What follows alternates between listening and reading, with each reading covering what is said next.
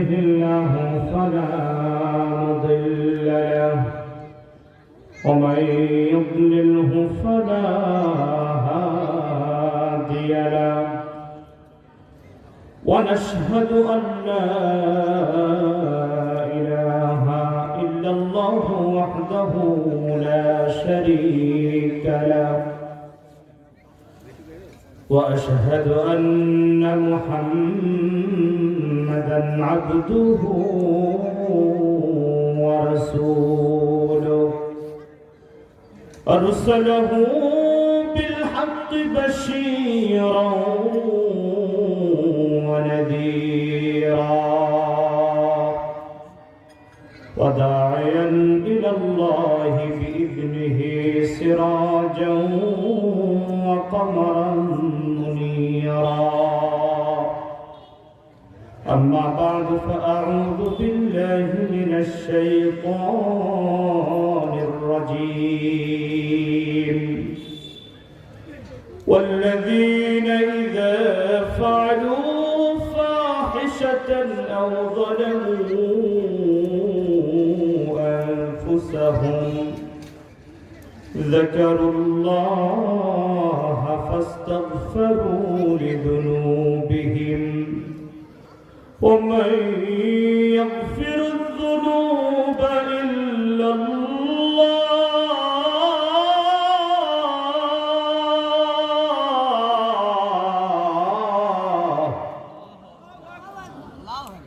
قال النبي صلى الله عليه وسلم يقول عينان لا تمسهما النار عين بكت من خشية الله وعين باتت تحرس في سبيل الله أو كما قال عليه الصلاة والسلام وقال تعالى إن الله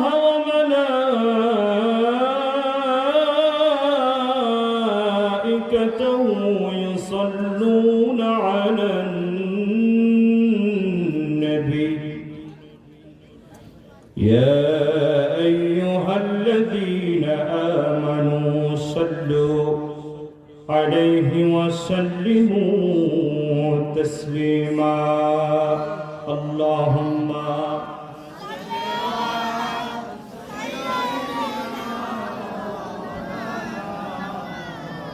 وعلى آل سيدنا محبت جرشر اللهم صل على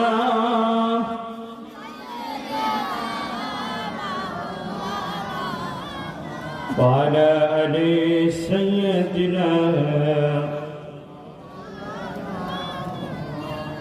بلغ العلا بكماله شكر محبت پڑھن بلغ العلا بكماله كشف الدجى بجماله حسنت جميع خصاله صلوا عليه وآله نبي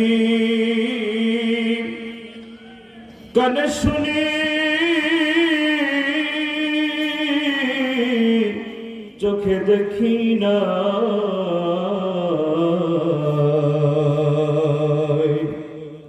পাখা থাকলে উড়ে যেতাম সোনার মদিনায় বলগল উলা বিকমালিহি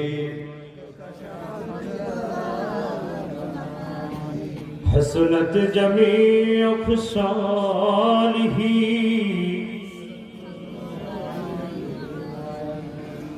আল্লাহ তোমার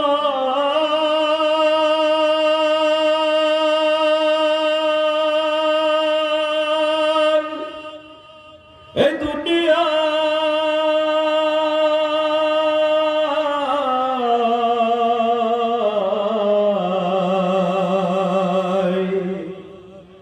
আল্লাহ তোমার এই দুনিয়ায় কেউ আসে কেউ চলে যায় তবু তোমার ভয়ে করো কাঁদে হৃদয়, তবু তোমার ভয়ে করো কাঁদে হৃদয়। বলগল বিকমালিহি حسنت جميع خصاله صلوا عليه وآله। শুনবেন এবং তাদেরকে ক্ষমা করে দিবেন। কিন্তু আমাদের ভিতরে তওবা করার লোক কিন্তু খুব কম। আমরা গুনাহ করতে ভালোবাসি, কিন্তু আল্লাহ তাআলার কাছে মাপ চাইতে ভালোবাসি। এজন্য আল্লাহ পাক রব্বুল আলামিন ডেকে বলেন, আল্লাযীনা ইযা ফাআলু ফাহিশাতান আও যালামু আনফুসাহুম যাকারুল্লাহ। গোলাম, দুনিয়ার জিন্দেগিতে চলতে তোমার যখন গুনাহ হয়ে যায়, যখন তোমার কোনো পাপ হয়ে যায়, আমি আল্লাহ পাক রব্বুল আলামিন বান্দা তোমার দিকে চেয়ে থাকি কখন তুমি ক্ষমা চাইবে। আমি আল্লাহ পাক রব্বুল আলামিন তোমার জীবনের সমস্ত গুনাহগুলোকে ক্ষমা করে দেব। জোরে কোন সুবহানাল্লাহ। কিন্তু ক্ষমাটা কখন চাইতে হবে? মওত আসার আগে নিজের গুনাহগুলোকে ক্ষমা করিয়ে নিতে হবে, কারণ মওতের পরে আফসোস করা ছাড়া আমাদের আর কোনো উপায় থাকবে না। এজন্য ছোট্ট একটা উদাহরণ দিলে বুঝতে পারবে। এক লোক হাসপাতালে প্রদর্শনীতে গেছে, রোগী দেখা সওয়াবের কাজ। তুমি হাসপাতালে যাওয়ার পরে দেখছে একজন চায়না রোগী, তুমি খুব ওদিকে ঘুরে ফিরে খুব সুন্দর ভাবে দেখছে, পর্যবেক্ষণ করছে এর চায়নার মানুষ দেখতে কেমন, এদের রংটা এমন কেন, চোখ এমন কেন, উনি কৌতূহলবশত চারিদিকে ঘুরছে। তো হঠাৎ করে ওই লোকটা কি যেন চায়নাই বলে উঠছে যে চুংচাং চাং, যাই হোক যেটাই বলছে। ওই লোকটা চিন্তা করলো চুংচাং চুং এর অর্থ কি হতে পারে। কিছুদিন পর বন্ধুর সাথে দেখা, বন্ধু জিজ্ঞাসা করে কি ব্যাপার, তোকে তো বেশ কিছুদিন এদিকে দেখলাম না, তুই কোথায় ছিলি? দোস্ত, আমি তো বাংলাদেশে ছিলাম না, আমি চীন দেশে গিয়েছিলাম। কেন গেলি? আমি এজন্য গিয়েছিলাম, আমি হাসপাতাল পরিদর্শনে গিয়েছি। তো সেখানে যাওয়ার পর একজন চায়না রোগীকে দেখে আমি বারবার তার দিকে তাকাচ্ছি আর দেখছি। তো হঠাৎ করে সে আমাকে দেখে কি যেন শেষ জীবনের একটা কথা বলতে চায় যে চুং চাং চুং, যে আমাকে কি যেন বলতে চাইলো। এরপরে বলার পর পরে সাথে সাথে মারা গেল। তা আমি তার সমস্ত ডিটেল নিয়ে আমি চায়না দেশে চলে গেছি, যে আসলে সে কি বলতে চেয়েছে এটা আমাকে জানতে হবে এবং তার পরিবার পর্যন্ত পৌঁছাইতে হবে। এরপরে তিনি চীন দেশে গেছে। বলছে দোস্ত, হ্যাঁ চীন দেশে তো গেছো, কি সেখানে কি বলছে আর যে কথাটা বলছে সে কথার উত্তরটা কি? বলছে ও আর শুনিস। বলছে কেন? বলছে ওই লোক বলছে হারামি তাড়াতাড়ি পা সরা, অক্সিজেনের উপর থেকে ওই পাইপের উপর পা রাখছিস, আমি যে বললাম তাড়াতাড়ি পা সরা। এখন চিন্তা করে দেখো, মরে গেছে লোক ধরেন 1 মাস আগে, এখন 1 মাস পরে ব্যাখ্যা জানছে যে হারামির তুই পা সরা, ওই পাইপের উপর থেকে না অক্সিজেন আসছে না, আমি আর বাঁচলাম না। এই 1 মাস পরে যদি জানার পরে ওই লোককে আর তাজা হবে বলেন? তাজা হবে বলেন? এর মতন বোকামি আর কিছু আছে না। তো দ্রুত মওতের আগে আমাদেরকে সেই প্রস্তুতি নিতে হবে ইনশাআল্লাহ। আল্লাহ পাক রব্বুল আলামিন আমাদেরকে সুন্দর করে ডেকে বলে, গোলাম ওয়াল্লাযীনা ইযা ফাআলু ফাহিশাতান আও যালামু আনফুসাহুম যাকারুল্লাহ।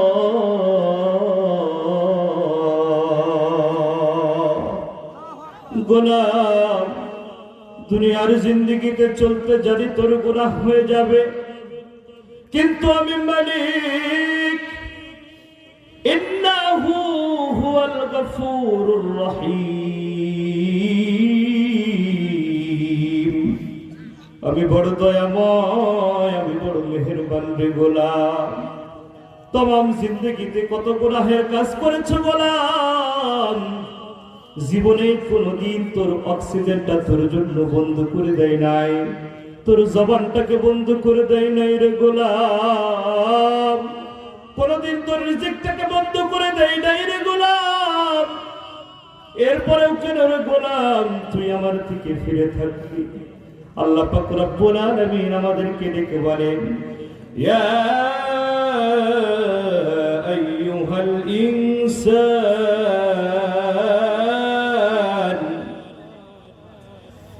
ইয়া আইয়ুহাল ইনসানু মা গররাকা বিরাব্বিকাল কারীম।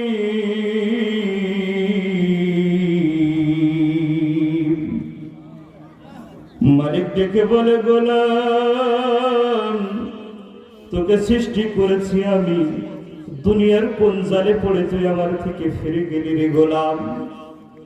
আমি আল্লাহ পাক রব্বুল আলামিন তোকে সব কিছু দিয়ে দিলাম। আলাম নাজআলিল আরদা মিহাদা ওয়াল জিবালা আওতাদা ওয়া খালাকনাকুম আজওয়াজা। আল্লাহু আকবার। তোর জন্য আমি জমিনটাকে বিছিয়ে দিয়েছি যাতে করে সমতল ভূমিতে তুই সুন্দর করে হাঁটতে পারিস। ওয়াল জিবালা আওতাদা, শুধু তাই নয় রে গোলাম, পাহাড়গুলোকে আমি তিলক স্বরূপ বসিয়ে দিলাম যাতে করে দুনিয়াটা টালমাটাল না হয়ে যায়। এরপরে আল্লাহ পাক রব্বুল আলামিন বলে, গোলাম ওয়া খালাকনাকুম আজওয়াজা, তোকে আমি জোড়ায় জোড়ায় সৃষ্টি করেছি, একজন পুরুষ একজন নারী। জোরে কান সুবহানাল্লাহ। অর্থাৎ তোকে যে স্ত্রী দিয়েছি তার মালিক আমি আল্লাহ, তোকে সন্তান দিয়েছি তার মালিক আমি আল্লাহ। কেন রে গোলাম বুঝলি না রে? বুঝলি না আমি মালিক তোর প্রতি কত বড় দয়াবান, কত বড় মেহেরবান। দুনিয়ার জিন্দেগিতে তুমি চলেছো, কত কিছু করেছো। রাতের অন্ধকারে গুনাহের কাজ করেছ, স্ত্রী গুনাহের কাজ করেছে, স্বামী জানে না। স্বামী গুনাহের কাজ করেছে, স্ত্রী জানে না। কিন্তু আমার মালিক সব কিছু জানেন কিনা বলে?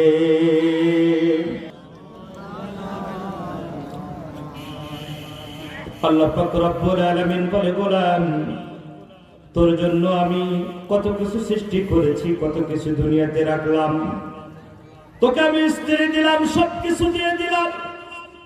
এরপর আল্লাহ পাক রব্বুল আলামিন আমাদেরকে জানিয়ে দিলেন, ইয়া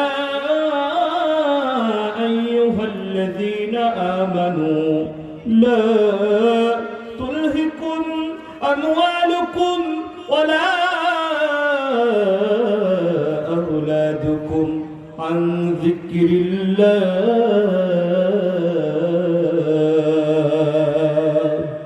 গোলাম রে, তোকে আমি স্ত্রী দিয়েছি, সন্তান দিলাম, মাল দিলাম, ধন সম্পদ সবকিছু দিয়ে দিলাম।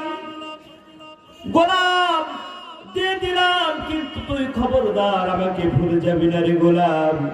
যদি ভুলে যাস, ওমা ইয়াফআল যালিকা ফাউলাইকা হুমুল খাসিরুন। তাহলে কি হবে গোলাম? তুমি ক্ষতিগ্রস্তদের অন্তর্ভুক্ত হয়ে যাবে।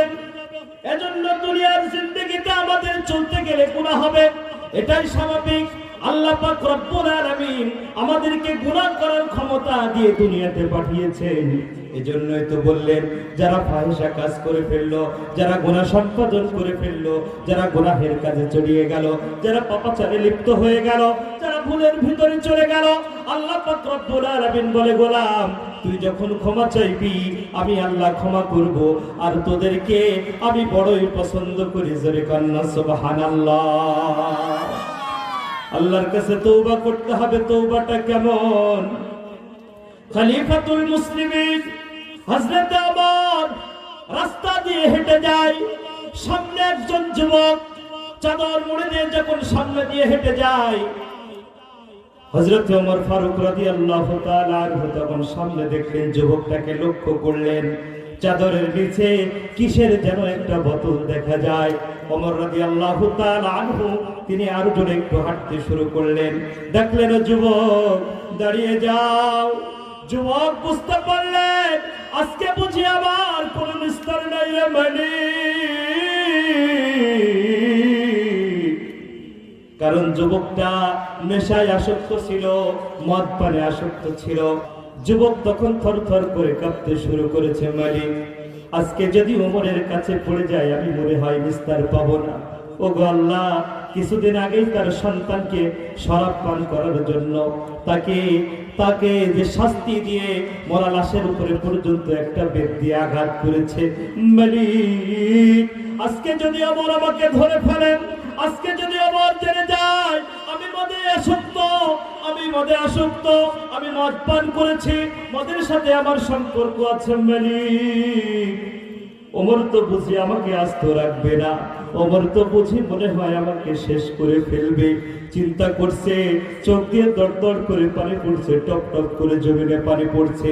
হযরত ওমর যখন কাছে আসলেন, খলিফাতুল মুসলিমিন হযরত ওমর ডেকে বলে, যুবক তোমার কাছে বোতল দেখেছি একটা, কিসের পাত্র ওইটা আমাকে দেখাও, আমি দেখতে চাই।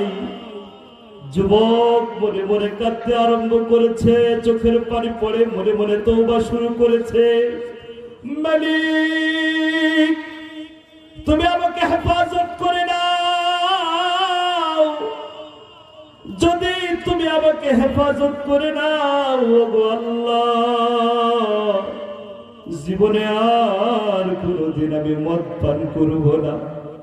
ওগো মালিক ওমর যদি জানতে পারে আমি মদ খেয়েছি আমাকে আস্ত রাখবে না, আমাকে জীবিত রাখবে না, আমাকে নিঃশেষ করে ফেলবে। হযরত ওমর বলে, কি ব্যাপার যুবক, বোতলটা এখনো কেন দাও না, আমাকে বোতলটা দিয়ে দাও। বারবার বলার পরে যখন যুবক তাকে বোতলটা দিলেন, বললেন বোতলের ভিতরে কি? যুবক বললেন বোতলের ভিতরে সিরকা।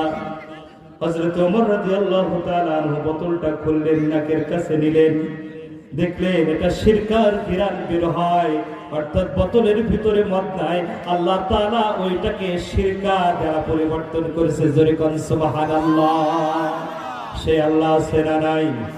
আরো আস্তে বলেন, সে আল্লাহ আছে না নাই? আল্লাহ আমাদেরকে বলেন, ইয়া আইয়ুহাল্লাযীনা আমানু তুবু ইলাল্লাহ তাওবাতান নাসুহা। আল্লাহু আকবার। আল্লাহ পাক রব্বুল আলামিন ডেকে বলে, গোলাম খালেস তওবা করে নাও, খালেস তওবা করে নাও, আমি তোমাদের সমস্ত গুনাহগুলোকে ক্ষমা করে দিব। গোলাম দুনিয়ার জিন্দেগিতে চলতে তুমি কত রকম ভয় পাও, কত মানুষের কাছে মাথা নত করে ফেলেছো, কিন্তু আমি আল্লাহ সমস্ত বাদশার বাদশা, লিমানিল মুলকুল ইয়াউম লিল্লাহিল ওয়াহিদিল কাহ্হার, সমস্ত বাদশার বাদশা আমি আল্লাহর কাছে। তুমি একবারও কি মাথা নত করতে পারলি না রে গোলাম? দুনিয়ার জিন্দেগিতে একজন সাধারণ মানুষ চেয়ারম্যানের কাছে যাবে একটা চাউলের কার্ডের জন্য, ওই মানুষকে যে বলে, এই চেয়ারম্যান আমাকে একটা চাউলের কার্ড দিতে হবে, এমনকি বলে কত নমনীয় হয়ে, চেয়ারম্যান সাহেব আমার খুব সমস্যা, আমার এই আমার সেই, আমাকে চাউলের কার্ডটা দিতেই হবে। এবার 5 বছরের ক্ষমতা পেয়ে তার হেডম দেখলেই অবস্থা খারাপ, কথা বলে ঠিক কিনা? মনে করে ক্ষমতা ছাড়া লাগবে না, আল্লাহর গোলামীকে এমন ভাবে ভুলে যায়।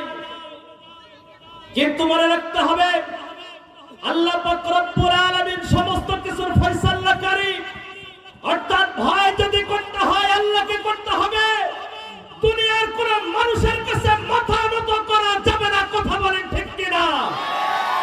ক্ষমতায় মানুষ বসতে পারে 1 বছর, 2 বছর, 5 বছর, 10 বছর, কিন্তু সারা জীবন থাকতে পারবে না। এজন্য ক্ষমতা পেয়ে অপব্যবহার করাকে যাবে, বলে যাবে না। আর যারা ক্ষমতা পাবে, যদি তারা দিনের প্রতি কোনো আঘাত করে, মুমিনদেরকে আল্লাহ তাআলা বলছে ফালা তাকশাবুন নাস, যে তোমরা মানুষকে ভয় করো না, তোমরা মানুষকে ভয় করো না। ভয় করতে হবে কাকে বলেন? ইত্তাকুল্লাহ। ভয় করতে হবে কাকে? আল্লাহ। কিন্তু আমরা দুনিয়ার জিন্দেগিতে চলতে কত রকম চিন্তা ভাবনা করে চলি। আমি যদি এই কাজ করি লোকে দেখলে কি বলবে গো, আমি যদি এই পাপটা করি লোকে দেখলে কি বলবে গো, কথা বলেন ঠিক কিনা? কিন্তু আল্লাহ যে দেখবে এই চিন্তা কিন্তু আমরা করি না, কথা বলেন ঠিক না? আমরা দুনিয়ার জিন্দেগিতে দেশের চোর বাটপারকে এরকম ভাবে সম্বোধন দিতে থাকি, অমুক ভাইয়ের চরিত্র ফুলের মতন পবিত্র, কথা বলে ঠিক কিনা? কোন মানুষের চরিত্র কি ফুলের মতন পবিত্র হতে পারে? একমাত্র মুহাম্মদুর রাসূলুল্লাহ সাল্লাল্লাহু আলাইহি ওয়াসাল্লাম। এমনই স্লোগান, ছেলে বড় ছেলে সামনে দাঁড়িয়ে গেছে, কয় আমার ভাই তোমার ভাই অমুক ভাই অমুক ভাই, কথা বলে ঠিক কিনা? বাপও শেষ মেশ ছেলেও শেষ মেশ দাঁড়িয়ে বাপকে ভাই বলতে শুরু করে। এই তো আমাদের বর্তমান সমাজের অবস্থা, কথা বলেন ঠিক কিনা? কিন্তু আল্লাহ পাক রব্বুল আলামিন আমাদেরকে খুব ছোট্ট সময়ের জন্য পাঠিয়েছেন, সবই পরীক্ষার জন্য। কিসের জন্য বলেন? কিসের জন্য? পরীক্ষার জন্য। এজন্য এই দুনিয়ার জিন্দেগিটা পেয়ে যেন আমরা ভুলে না যাই। প্রতিদিন রাত্রি যখন শুবেন একটু অন্ধকারে চোখটা বন্ধ করবে, দেখবেন কিচ্ছু না, কিছুই দেখা যাচ্ছে না, কিন্তু চোখটা খুলতে পারবে। কিন্তু এমন একটা দিন আসবে চোখ বন্ধ হবে কিন্তু চোখ খোলার সুযোগ কি আর হবে বলেন? সেই দিন সবার আসবে কি আসবে না? আসবে কি আসবে না বলেন? আসবে। ওমর রাদিয়াল্লাহু তাআলা আনহু দেখলেন যুবকের বোতলে সিরকা, যুবককে ছেড়ে দিলেন। গোলাম, তোমরা যখন আমার কাছে তওবা করবা, আল্লাহ পাক রব্বুল আলামিন বলেন আল্লাহু ইউরিদু আইয়াতুবা আলাইকুম, আমি আল্লাহ পাক রব্বুল আলামিন তোদের গুনাহগুলোকে ক্ষমা করতে চাই। ওয়া ইউরিদুল লাযিনা ইয়াত্তাবিউনা আশ-শাহওয়াত আন তামিলু মাইলান আযীমা। কিন্তু গোলাম তার শাহওয়াতের কাছে ধরা খেয়ে যায়, গোলাম তার আশার কাছে ধরা খেয়ে যায়। গোলাম চিন্তা করে আমি আজকে না কালকে নামাজ পড়বো, কালকে না পরশু নামাজ পড়বো। গোলাম চিন্তা করে আমি এখন না পরে ভালো হব, আমি পরে সিগারেট ছাড়বো, আমি পরে মদ খাওয়া ছাড়বো, পরে জুয়া খেলা ছাড়বো। নানান রকম চিন্তা করে আজকে না কালকে, কালকে না পরশু এইভাবে চলতে থাকে। কিন্তু হায়াতের মালিক আল্লাহ, কোথায়কার জীবনটা শেষ হবে জানেন কে? একটু চিল্লায়া বলে আল্লাহ। হযরত ওমর কাঁদতে কাঁদতে চোখের কোণায় ঘা হয়ে গিয়েছে। হাকিম এসে ডেকে বলে জনাব, ততক্ষণ পর্যন্ত আপনার চোখের কোণার ঘা সারবে না যতক্ষণ না পর্যন্ত আপনি কান্না বন্ধ না করবেন। যতদিন পর্যন্ত কান্না বন্ধ না করবেন ততদিন পর্যন্ত আপনার চোখের কোণার ঘা সারবে না। হযরত ওমর ডেকে বলে হাকিম, তুমি কি বলতে চাও? আমার মালিকের ভয়কে আমি কাঁদবো না? আমি কি জাহান্নামের ভয়ে আমি কাঁদবো না? আমি কি জান্নাতের আশায় আমি কাঁদবো না? তুমি কি বলতে চাও আমার মালিকের প্রেমে আমি কাঁদবো না? কিন্তু আপনাদের কাছে প্রশ্ন রাখতে চাই, জীবনে বুকে হাত রেখে বলেন তো, নবীর কষ্টের কথা মনে করে কয়জন চোখের পানি ফেলেছি? কয়জন আল্লাহর ভয়ে চোখের পানি ফেলেছি? কয়টা মানুষ আল্লাহর গোলামিটা ঠিকভাবে করেছি? গোলাম, রব যেদিন ধরবে আমাদের বাঁচার মতন আর কোনো সুযোগ থাকবে না। এজন্য সময় থাকতে আল্লাহ পাক রব্বুল আলামিন আমাদেরকে সতর্ক হতে বলেছেন। আফামিন হাযাল হাদীসি তা'জাবুন ওয়া তাদহাকুনা ওয়া লা তাবকুন ওয়া আনতুম সামিদুন ফাসজুদু লিল্লাহি ওয়া'বুদু। রব ডেকে বলে গোলাম, আফামিন হাযাল হাদীসি তা'জাবুন, কিয়ামত সম্পর্কে তোমরা শোনো, কিয়ামত সম্পর্কে তোমরা জানছো, এরপরেও তোমরা সতর্ক হও না, তোমরা তো ফিরে আসো না। ওয়া তাদহাকুনা ওয়া লা তাবকুন, তোমরা কাঁদছো না বরং কিয়ামতের কথা শোনার পরেও তোমরা হাসছো। এমন একটি ময়দান, এমন একটি ময়দান। গোলাম, দুনিয়ার জিন্দেগিতে নামাজ পড়ো নাই, আল্লাহ কিছু বলে নাই। দুনিয়ার জিন্দেগিতে কোরআন মানো নাই, আল্লাহ কিছু বলে নাই। দুনিয়ার জিন্দেগিতে রাসূলের তরিকা মানো নাই, আল্লাহ কিছু বলে নাই। কিন্তু আল্লাহ পাক রব্বুল আলামিন বলেন, সারাবিলুহুম মিন কাতিরান। কিয়ামতের ময়দানে তাদের কেমন এক পোশাক পরানো হবে, সেই পোশাকটা হবে তামার, গলে গলে তাদের গায়ের সাথে লেগে যাবে। আবার কতিরানের অর্থ এটাও আসে আলকাতরা, উত্তপ্ত। তাদের গায়ে যখন জড়িয়ে দেওয়া হবে, চিৎকার করতে থাকবে, মালিককে ডাকতে থাকবে, মালিক তুমি আমাদেরকে ক্ষমা করে দাও। সে ব্যাপারে আল্লাহ তাআলা বললেন, ওয়া আনদিরিন নাস ইয়াউমা ইয়াতিহিমুল আযাব। নবী গো, তাদেরকে সতর্ক করে দাও, আসন্ন যে আযাব তাদের সামনে আসবে, আযাব যখন তাদেরকে পাকড়াও করবে, তাদেরকে যখন ধরবে, তাদেরকে সে ব্যাপারে আগেই তুমি সতর্ক করে দাও। কারণ যখন তাদের সামনে আযাব আসবে, তারা তখন বলবে, রব্বানা আবসারনা ওয়া সামিনা ওয়া ফারজিনা নামাল সালিহান ইন্না মুকিনুন। আমরা দেখেছি, আমরা শুনেছি, আমরা আমল করব, আমাদেরকে ফিরিয়ে দাও। মালিক বলবে, না না, আলাম ইয়াতিকুম নাযীর। গোলাম, দুনিয়াতে কি কেউ তোকে সতর্ক করে নাই? কেন দুনিয়াতে মানো নাই?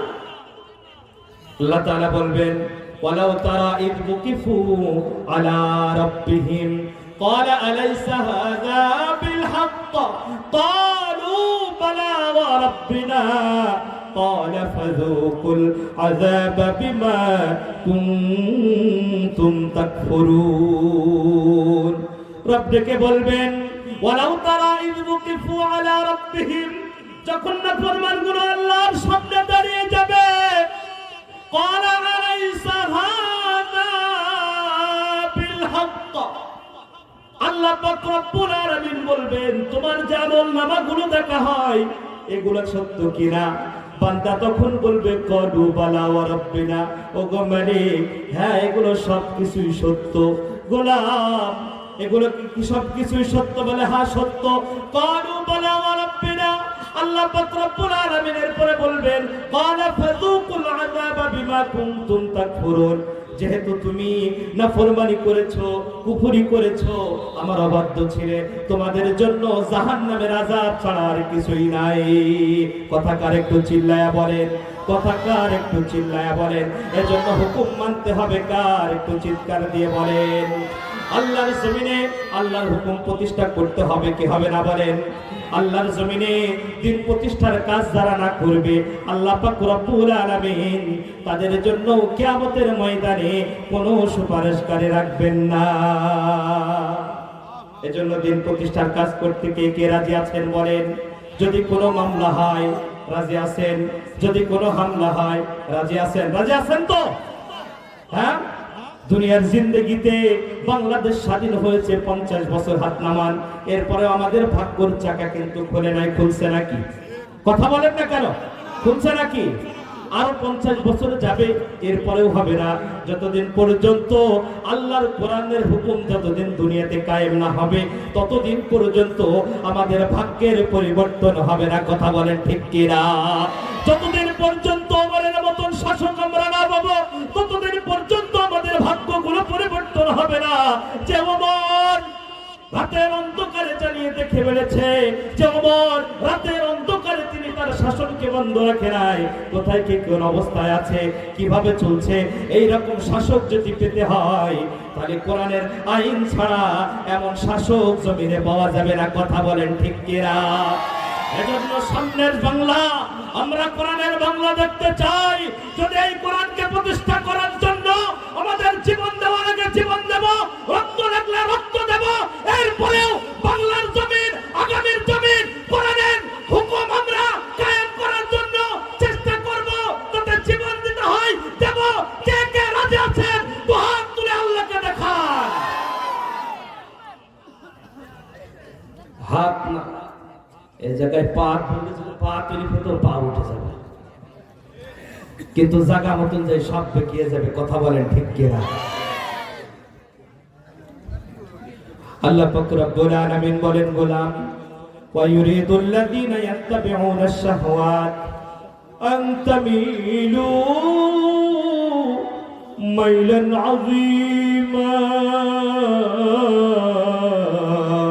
গোলাম রে, তোর শাহওয়াতের কাছে তুই ধরা খেয়ে গিয়েছিস। গোলাম, পদের নেশা তোকে পাগল করেছে, টাকার নেশা তোকে পাগল করেছে, ক্ষমতার নেশা তোকে পাগল বানিয়েছে। গোলাম, কেন বুঝলি না রে, বুঝলি না? আমি আল্লাহ পাক রব্বুল আলামিন স্বল্প সময়ের জন্য তোকে দুনিয়াতে পাঠিয়েছি। আল মালু ওয়াল বানুনা জিনাতুল হায়াতিদ দুনিয়া। কষ্ট হয় আপনাদের? কষ্ট হচ্ছে মনে হয়, এজন্য হা হু মাঝে মাঝে দেবেন। সব ঠিক আছে, ইনশাআল্লাহ আলোচনা চলবে। আল্লাহ পাক রব্বুল আলামিন বলেন, আল মালু ওয়াল বানুনা জিনাতুল হায়াতিদ দুনিয়া। গোলাম, দুনিয়ার মাল, তোমার সন্তান সন্ততি, তোমার ক্ষমতা দুনিয়ার শোভা মাত্র, কিন্তু চিরদিন থাকবে না। আল্লাহর কাছে ধরা দেওয়া লাগবে, সবকিছু নিঃশেষ করে। কথা বলেন ঠিক কিনা? হযরত ওমর ফারুক রাদিয়াল্লাহু তাআলা আনহু এমন একজন সাহাবী, দুনিয়ার জিন্দেগিতে যিনি জান্নাতের সার্টিফিকেট পেয়ে কাঁদতে কাঁদতে দু চোখের অশ্রু বইতে বইতে চোখের কোনায় ঘা হয়ে গিয়েছে, চোখের পানি ফেলা বন্ধ করে নাই। কিন্তু গোলাম, তুমি সুদ খাও, এরপরে বড় বড় গলায় কথা বলে, আমার মতন ভালো মানুষ আর আছে নাকি? নামাজ না পড়তে পারি, আমার ঈমান ঠিক আছে, এমন পাগল দুনিয়াতে আছে না? না, এ দোষ আমার হুজুরদের দেয়। উদাহরণ একটু শোনে, মসজিদে কোনো মুসল্লি নাই, ইমাম আর মুয়াজ্জিন, ইমাম আর মুয়াজ্জিন, কি বলেন? ইমাম সাহেব বলছে, আরে জামাত যদি পুরা করতে হয় তাহলে তো এখন আর একটা লোক লাগবে, তো কি করা যায়?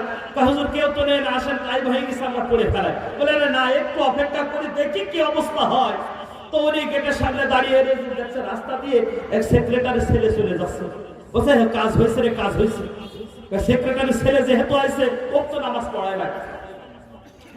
সেক্রেটারি সাহেবের ছেলে বলে, বাবা বিপ্লব, এদিকে আসো। জি হুজুর।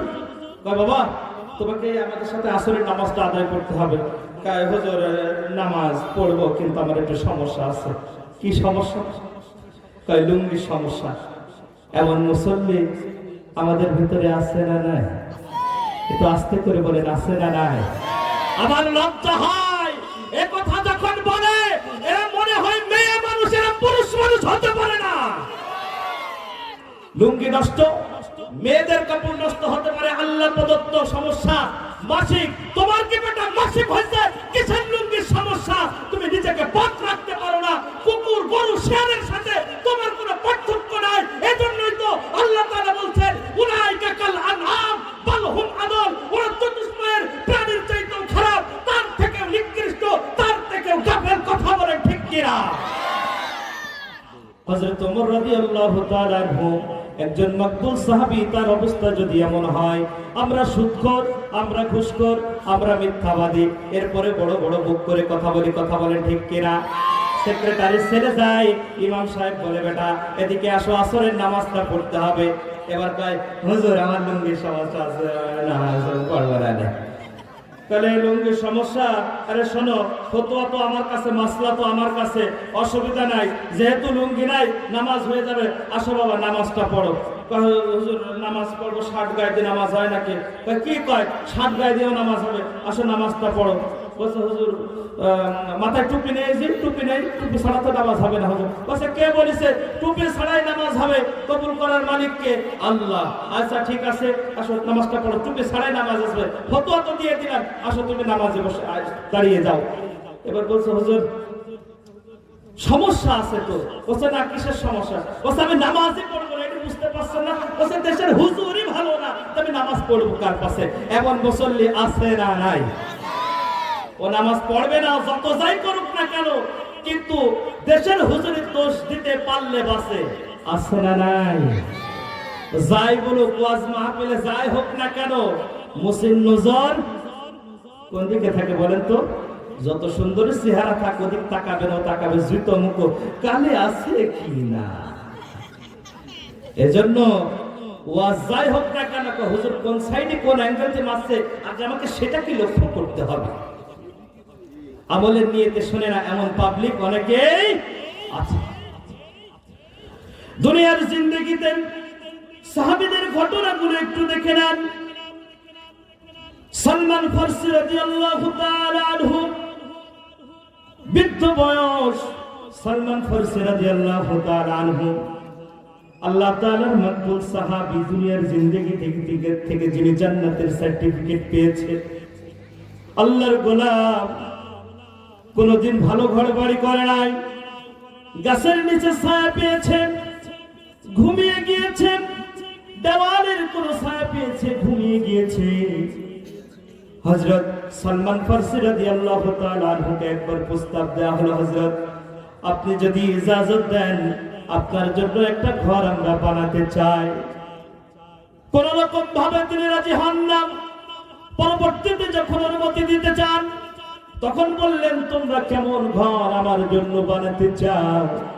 সালমান ফারসি রাদিয়াল্লাহু তাআলা আনহুকে জানানো হলো, আপনার জন্য এমন ঘর বানাতে চাই যেই ঘরে দাঁড়াইলে মাথা ঠেকে যাবে, আর যেই ঘরে শোয়ার পর পা দুইটা বেড়ার সাথে লেগে যাবে, এমন ছোট্ট একটা ঘর আপনার জন্য বানাতে চাই। সুবহানাল্লাহ।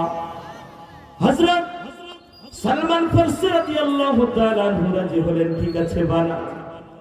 আল্লাহর গোলাম, দুনিয়ার জিন্দেগি থেকে জান্নাতের সার্টিফিকেট প্রাপ্ত, চোখের পানি এমন ভাবে ছেড়েছে, এমন ভাবে কেঁদেছে। ওয়াস-সাবিকুনাল আউয়ালুন মিনাল মুহাজিরিন ওয়াল আনসার ওয়াল্লাযীনা ইত্তাবাউহুম বিইহসানির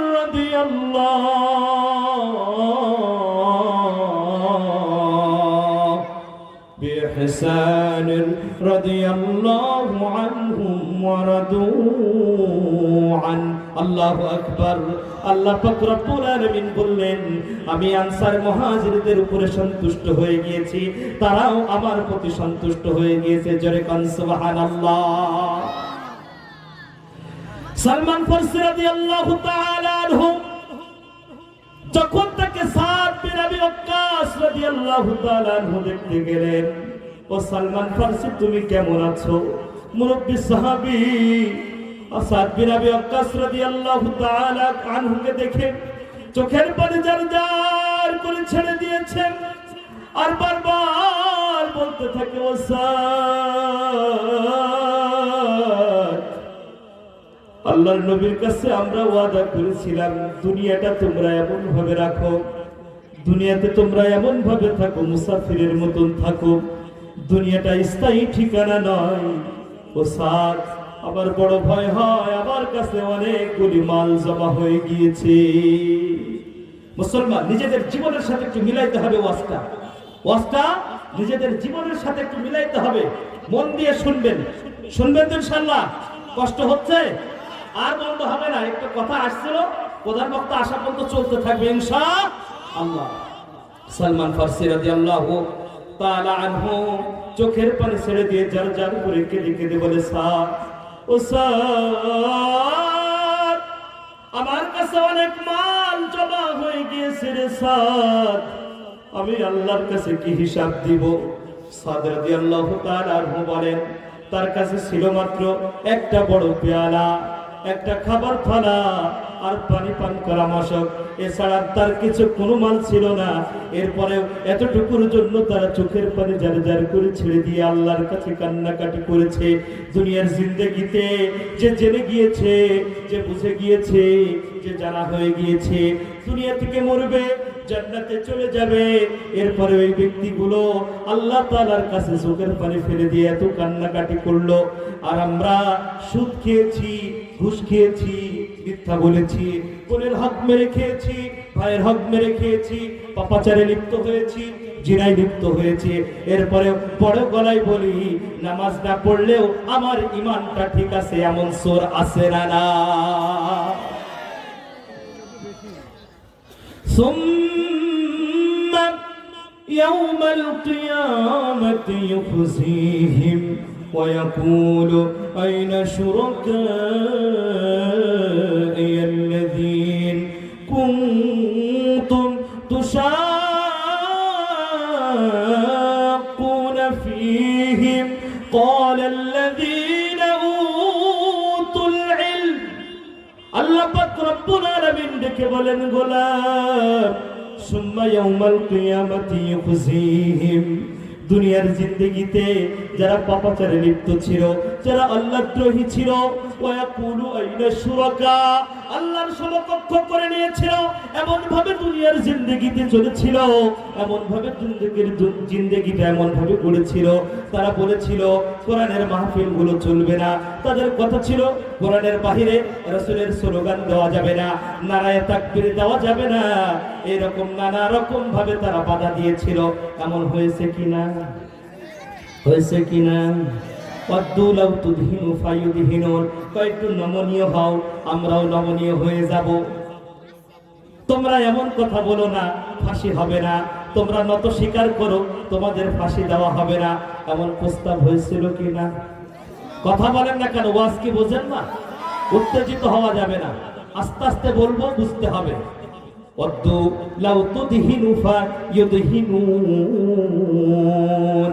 আল্লাহর নবীকে যখন উমাইয়া ইবনে খালদ যখন এসে আল্লাহর নবীকে ডেকে বলে, মুহাম্মদ নতজানু হয়ে যাও, তোমার সাথে তো আমরা নতজানু হতে চাই। মুহাম্মদ তুমি, তোমার মতন ভালো মানুষ কেউ নাই। মুহাম্মদ তোমার মতন ভালো কেউ হতে পারে না, তোমার মতন আমানতদারি কেউ নাই, তোমার মতন চরিত্রের অধিকারী কেউ নাই। কিন্তু মুহাম্মদ শর্ত হচ্ছে একটাই, লা ইলাহা ইল্লাল্লাহ, এই কালেমার দাওয়াতটাকে তুমি বাদ দিয়ে দাও। আল্লাহ তাআলা জানিয়ে দিয়েছেন আল্লাহর নবীকে, ইযাল্লা আযাকনাকা দি'ফাল হায়াত ওয়া দি'ফাল মামাত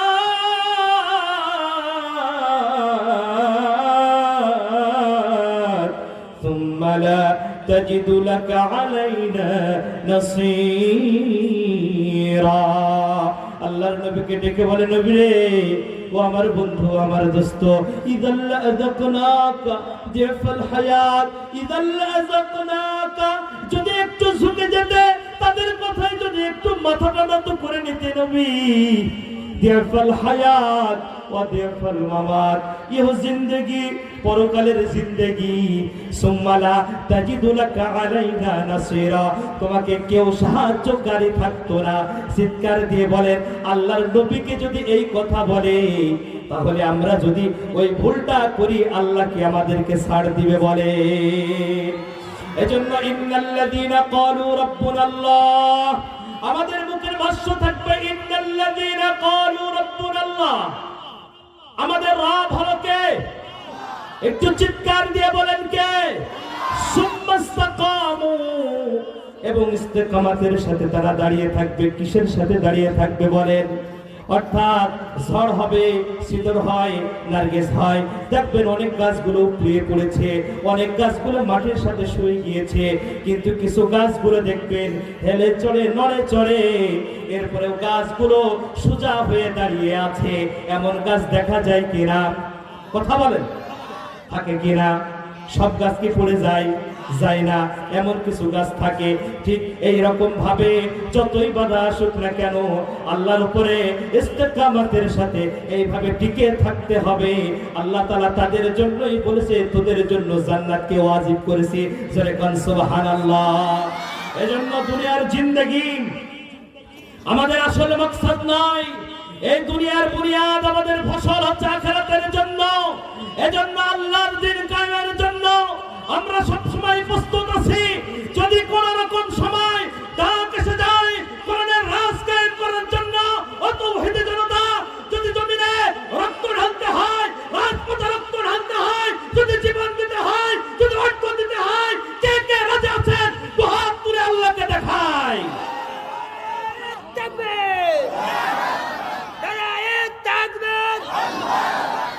আল কোরআনের আলো, আল হাদিসের আলো, দমে যাবে না। মুমিন কখনো দমে যায় না, মুমিনকে কখনো ঠেকিয়ে রাখা যায় না। বদরের যুদ্ধে যখন 313 জন সাহাবী অস্ত্র নাই, খেজুরের ডাল দিয়ে যুদ্ধ শুরু করেছিল, হাজার হাজার কাফেরের বিরুদ্ধে বিজয় দিয়েছিল কে বলেন? আমরা আমাদের ঈমান নিয়ে এগিয়ে যাব, তাতে যদি জীবন যায় যাবে, কিন্তু বিজয় দেওয়ার মালিক আল্লাহ। আমরা আল্লাহর রাস্তায় হাঁটবো, তাতে যা হয় হবে। এরপরেও কোরআনের রাজ কায়েমের জন্য জীবনের শেষ পর্যন্ত চেষ্টা চালিয়ে যাব। কে কে রাজি আছেন তো হাত তুলে দেখান। কথা নড়চড় হবে না তো? কথা নড়চড় হবে না তো? কোরআন ছাড়া আমাদের ভাগ্য পরিবর্তন হবে না। হাত নামান, হাত নামান। কোন একদিন এদেশের আকাশে কালেমার পতাকা দুলবে, সেদিন সবাই খোদাই বিধান পে দুঃখ বেদনা ভুলবে। সেদিন সবাই খোদাই বিধান পে দুঃখ বেদনা ভুলবে। জিকির করে লা ইলাহা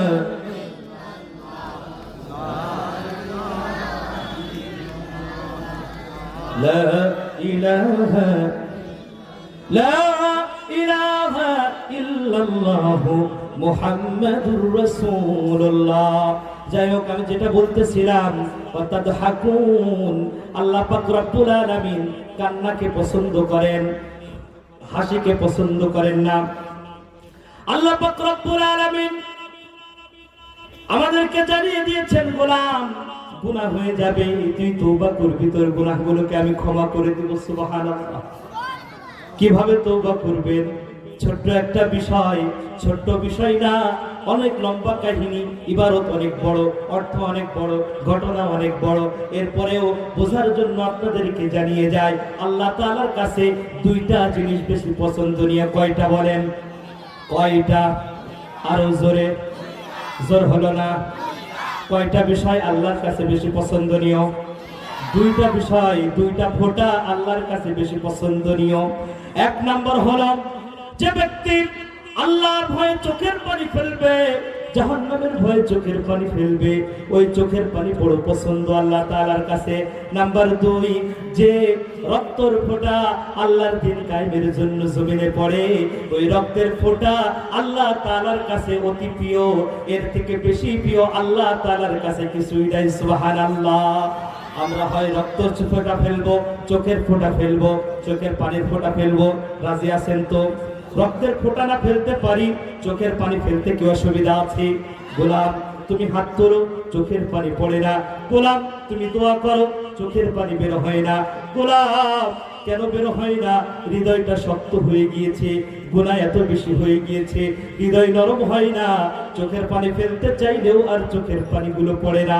একটু চিন্তা করুন, আল্লাহর নবী সাহাবী সাহাবা রাদিয়াল্লাহু তাআলা আনহুম, তিনি যুবক বয়সে ইসলাম গ্রহণ করেছেন। আল্লাহর নবী অনেক কাজ, চিঠিপত্র পাঠানোর কাজে তিনি যাতায়াত করতেন। একদিন তিনি মদিনা দিয়ে যখন হাঁটছেন, মদিনায় হাঁটতে হাঁটতে একজন আনসার সাহাবীর বাড়ির দিকে নজর পড়ল। দেখলেন একজন আনসার সাহাবীর বাড়ি, সেটা একজন সাহাবীর বাড়ি। একজন আনসার মহিলা গোসল করছেন, কাপড় উড়ে গিয়েছে, চোখটা পড়েছে। তার চোখ একবার, দুইবার, তিনবার, বারবার যখন পড়ছে, তিনি ভয়ভীত হয়ে গেলেন। ইত্তাকুল্লাহ, আল্লাহকে ভয় করো।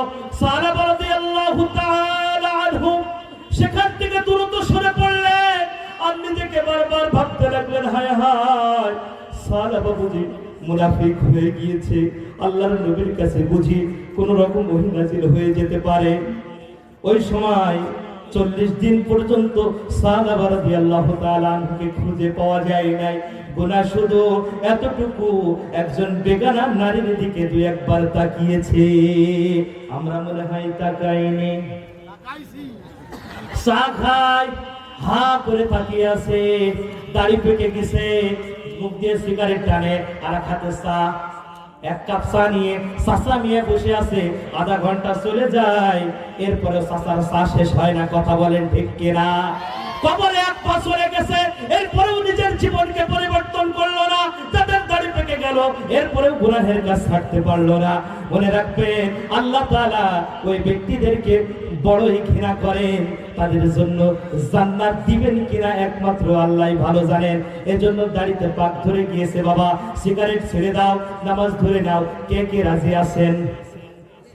এইবার তো ওয়াজ ধরে গেছে, হুজুর হাত তুলে সমস্যা, ওয়াদা করবো না। অত পাগল না, ওয়াদা করে আমি তো গুনাহগার হবো কেন? আমি কি পাগল? হুজুর তুমি হাত তুলে আবার ওয়াদা করবো? এমন ভাবে হৃদয়ে জং ধরছে। এখন যত যাই করা হোক না কেন, এরপরে কোন রকম ভাবে ইবাদতের কথাগুলো মগজে ঢোকে না। কথা বলেন ঠিক কিনা? খাতামাল্লাহু আলা কুলুবিহিম ওয়া আলা সামঈহিম ওয়া আলা আবসারিহিম গিশাওয়া ওয়া লাহুম আযাবুন আযীম। বান্দা কলবে মোহর লেগেছে, কানে মোহর লেগেছে, কোরআনের কথা বলা হয়, ওর ভালো লাগে না।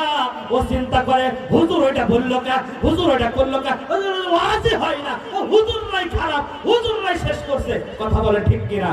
হুজুররা কি শেষ করেছে? এই বাংলার স্বাধীনতা এনেছে কে? ফজলুল হক। এই বাংলার স্বাধীনতা এনেছে মাওলানা ভাসানী অগ্রাধিকার যিনি রেখেছিলেন। এই বাংলার জমিনকে আজ পর্যন্ত আলেমরা বুকের তাজা রক্ত ঢেলে দিয়ে এই বাংলার জমিনকে পবিত্র করেছে। এই বাংলার জমিন আলেমরা ছাড়া উন্নত সম্ভব নয়, সম্ভব নয়, সম্ভব নয়। কথা বলেন ঠিক কিনা? এজন্য আগামীর দিন আমরা আলেমদেরকে দেখতে চাই। কে কে রাজি আছেন? হাত তুলে দেখান। রাজি আছেন তো? হুজুররা কিছু বোঝে না, ওদেরকে কিছু দেওয়া যাবে না। কারণ কি? সমস্যা একটা, ওই সৈতি নেতা করার আর কোনো পথ থাকে না। কথা বলেন না কে? আয়াত তেলাওয়াত করছিলাম, সময় শেষ।